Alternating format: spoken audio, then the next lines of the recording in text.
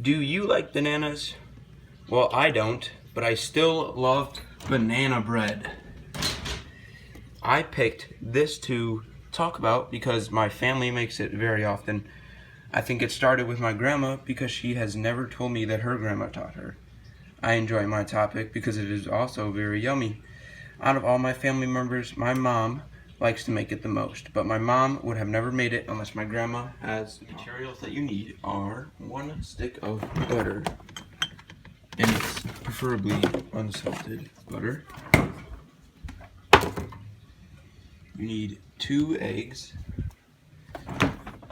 and really any egg is fine. I don't want any other types of eggs, just eggs. 2 eggs.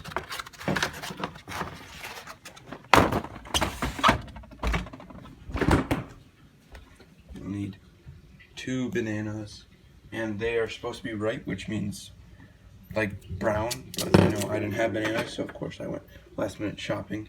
So this will just make your job a bit harder and longer to do if they're not ripe. And you need 2 of those. You need 1/3 cup of milk. You also need a measuring cup. You need 3/4 sugar.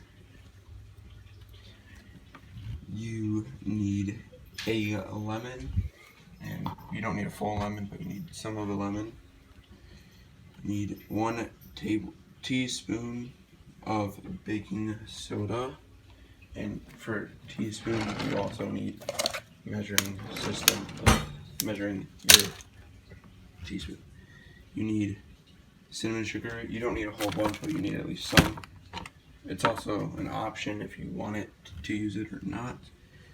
2 mixing bowls. You only need 1 big one and a tiny one, or any other size one, because that's just for mashing the banana, so it can't be just a regular bowl. You need mixing utensils, and a mixing utensil is whatever this thing is. For your bananas, you can use a fork to mash them, and I think this is a zester, preferably for lemons. And if you don't have one of these things, you should get a whisker, whatever those are called. That you need a loaf pan 9x5, and this is preferably 9x5, and about 3 inches deep. And you also need an oven, and a method of telling time is to get out all of your ingredients and have them prepared.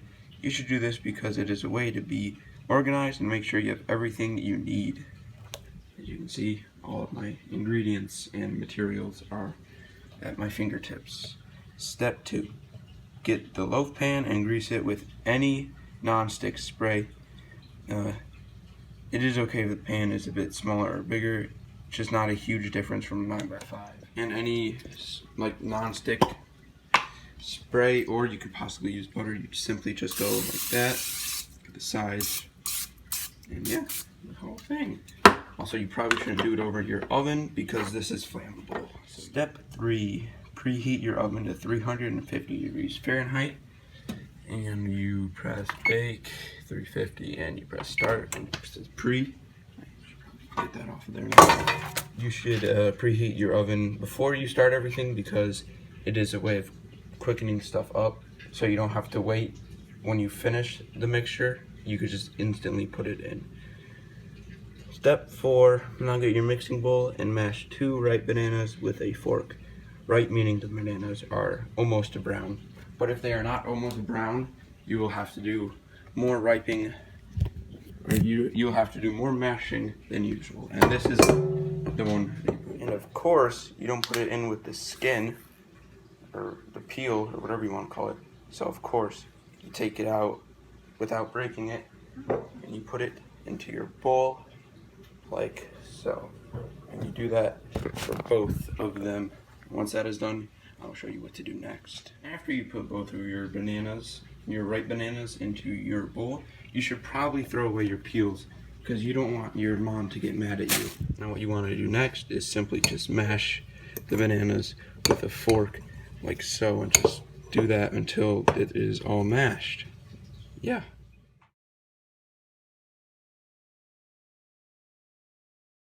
you get something like this, you should just simply put it aside and onto step 5.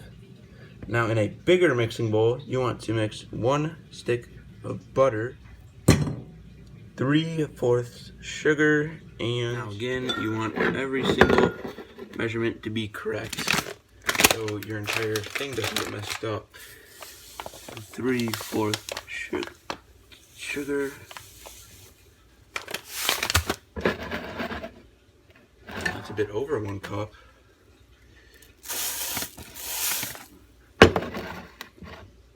3/4 sugar. You just won't put that in there. Now, you put both your eggs in there. Pretty sure most people know how to crack eggs. You know, you hit it on the side and you just open it like so. And make sure that there are none of the egg itself, you know. Ta-da. The last step of step 5 is to mix it so it looks like one big mixture. Now once it looks like that, step 6, add your mashed potatoes. First off, add why did I say mashed potatoes? Sorry, your mashed bananas. You know, just simply add it in there.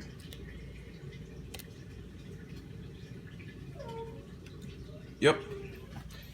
And then 1 cup of flour. 1 cup of flour. Yep. Grab that. And you add it in there. Next, it says to get 1 teaspoon, not tablespoon, of. If you don't have this, you could simply get it from your grandma because she brushes her teeth with it. Now, 1/3 cup of milk. Shut on. 1/3 cup of milk. And you want to squeeze a bit of your lemon in there. I don't know why it says to squeeze 1/2 lemon. Basically, just squeeze it in there. Yeah, and make sure you get most of it because this is the flavor. Now, zest the lemon. This is your zester, and you go like this over your mixture. Just do that. Once you've done zesting it, it should look like a bit different color of the lemon. And of course, you've done it over your mixtures. And once you do that, the inside of here might have some, lemon skin on it, so you just tap it over it, and then you're done with it. And finally, add 1 more cup of flour. Now, just add that in there, and make sure you get all of it in there. And in step 7, mix all your ingredients together until you get a dense liquid. Don't get the thickness right, you will mess up the entire thing. So make sure you get the dense thickness. I consider this dense. Yeah. Now, step 8, put your mixture into a loaf pan and make sure that the pan is sprayed with non-stick spray so when you're done, the bread won't stick. What you want to do is also get the leftover of all of your, flour mixture ingredient and make sure you get all of it. Next step, it says to add into your loaf pan. Make sure it's evenly spread out everywhere as well. And if obviously you can't get it all out, which most people won't, you should use your mixing ingredient to spoon it out. I'm gonna not do the rest. Now once you get it all even out, you will go to the next step. And don't worry, you'll get more than that because, bread rises. Now, step 9. After mixture is in the pan, sprinkle some cinnamon on the top. Okay, I caught myself before I used it. This is not cinnamon. That is cinnamon. You want to sprinkle that on top. Yes, they're actually poured a lot in one place. So, it's going to be cinnamon.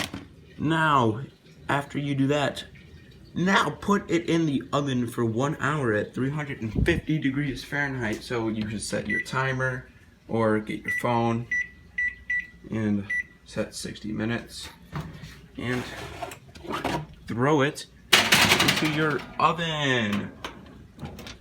Wow.